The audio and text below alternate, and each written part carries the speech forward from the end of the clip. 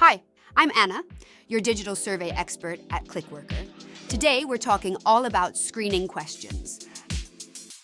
Let's start by looking at what exactly we mean when talking about screening questions. Screening questions are so-called gatekeepers of your survey and help to filter the pool of participants. More specifically, they are questions that ensure that only participants who meet the specific criteria of your target group answer your survey.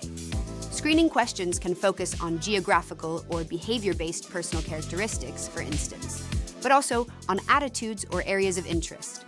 The possibilities are very versatile and help to narrow down the target group in detail.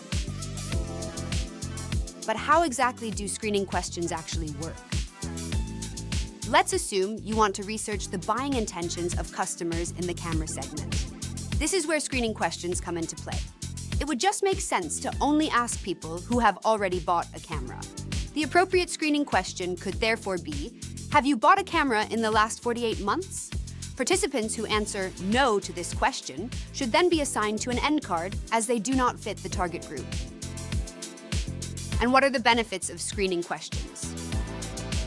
Screening questions have many advantages. They help you to identify only relevant participants.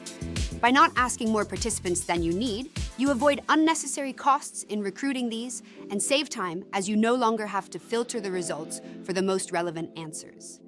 This minimizes biases in the results and, in the end, enhances the quality of your research. Let's summarize the whole thing. Screening questions help you to identify relevant participants so that you can survey the right target group.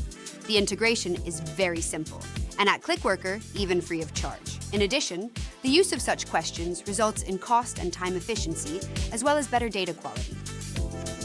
It's worth it. For more information on this topic, please visit clickworker.com/surveys. Thanks for watching, and we'll be back with the next video.